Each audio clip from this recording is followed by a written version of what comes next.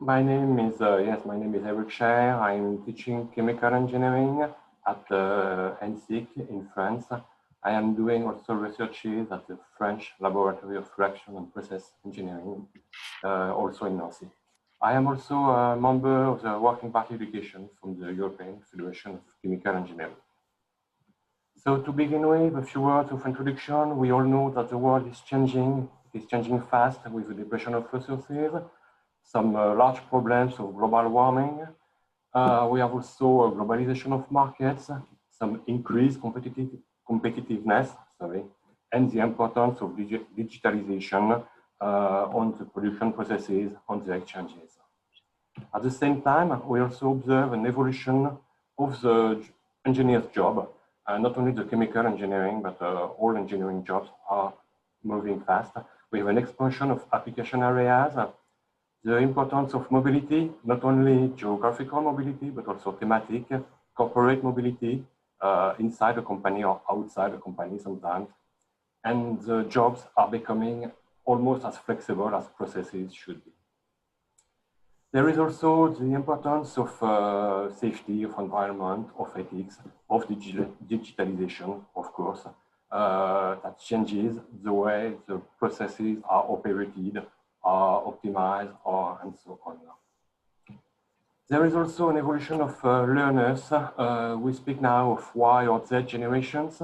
So the Y generations corresponds to those that were born before 2000. They have multiple characteristics, but they have also a particular relationship to authority, including teachers. And the Z generation corresponds to those that were born after 2000, and that have also some particular relationships to error. So we speak about digital native students. They have a lot of digital expectations, but it does not mean that they have so much digital competence. And we also observe an evolution of teaching methodologies. Neurosciences and cognitive sciences have made a lot of contribution on understanding how we can learn, and this could be included or implemented in our teaching. There is also a large availability of knowledge. Everything can be found, almost everything can be found on the net right now, and this changes the way of teaching, of course, and we have also some new technologies available. So under such changing conditions, should we also change something in chemical engineering education? So if you think the response is no, please stay anyway. I will try to change your mind. And if yes, we're going to speak about the evolution of the teaching contents, of the evolution of teaching methodologies, and I will finish with some recommendations. So to begin with, the teaching content. If we take an overview at the program structure, now every program are organized in skills, in learning outcomes. These are defined by the European Network for Accreditation of Engineering Education. These are also described in this way by the European Federation of Chemical Engineering, which provides some Bologna recommendation. This will soon be updated. And we can distinguish 8 learning areas. First of all, something dealing with knowledge and understanding with basic competencies and advanced knowledge. Some skills dealing with engineering, analysis, design, practice, investigations, and some that we call transferable skill, that is the ability to make some judgment, to communicate, to work in team, and lifelong learning. And the contribution of all these skills gives what a graduate chemical engineer should be able to do. All these skills are now described in competencies. Many universities use the Bloom taxonomy that describes the competencies in 6 levels, and each levels integrate all subordinate levels. So, for example, in the Bloom taxonomy, you have first the knowledge and understanding, then be able to apply. These are basic competencies, and then the ability to analyze, synthesize, or evaluate a process or a project, and so on. So, if we look into detail of the program, there is a large importance of basic knowledge and understanding. This is recognized by both industrialists and academics, and we have here some links to a European survey, and this one goes to a North America survey performed by the American Institution of Chemical Engineering. And all surveys also insist to include some new trends, such as biology, bioprocesses, product engineering, sustainability, process dynamics, and of course, digital. Also insist on the importance of engineering skills that should not be reduced. The interdisciplinarity of the project is also recalled frequently, the importance of labs, and this could be acquired at university, but also during internship, during club studies, and require the participation of industrialists in teaching. If we go on, what we call the transferable skills, some of them are described here, contribute to the working team, to innovation, to finding some solutions to problems, and of course, it's also important. So all these skills are described for 3 years program, for bachelor level, in general it's 3 years, or for 5 years program for a master. So going to the future, we should also think of evolution of our curricula. Our curricula should still evolve to meet industrial needs. So I'm not taking too much risks today to say that there will still be an increasing need in digital technologies. So we are talking about artificial intelligence, Internet of Things, and so on. I won't list everything, but you have a list here, and I might have forgot some points also. But there will be very high demand in digital technologies. If we look also at other surveys, we can see that the transferable skills will also be improved. This is the result of a French survey detailing the top skills for the future. You can see that it's a mix of engineering and transferable skills. And we also observe the same kind of trends in Asia. This comes from Asia. So indeed, the future chemical engineers will have to deal with a lot of things, not only technical things. We're talking about information inflation, interdisciplinarity, the internalization of markets and supplies, of course, some environmental aspects, some social responsibilities, decision-making, critical thinking and creativity, which brings the link to research, and also an ability to anticipate. So if we go into the future program outcomes, this should include, of course, basic knowledge and understanding. This seems to be non-negotiable. So we'll still need to train and to teach the core structure of chemical engineering because it remains adapted to understanding new process and complex processes.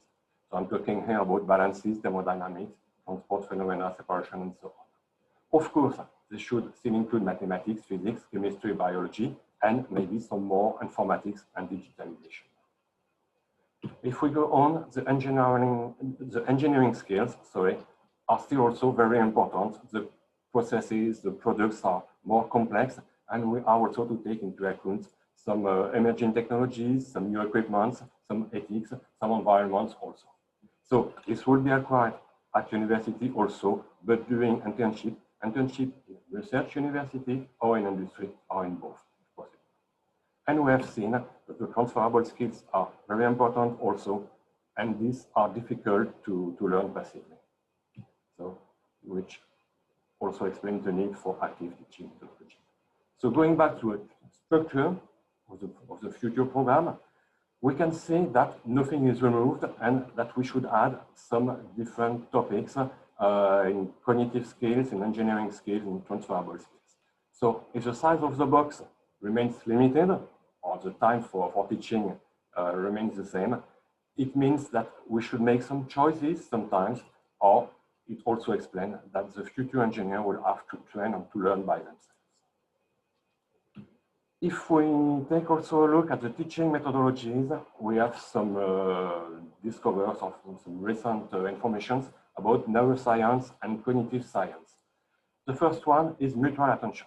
I'm not saying here that the students should pay attention to what the learners say. It's, of course, it's not new. But the teachers have also to pay attention to the learners' involvement because the learners do not always have the right level of information. There is also a need for active engagement.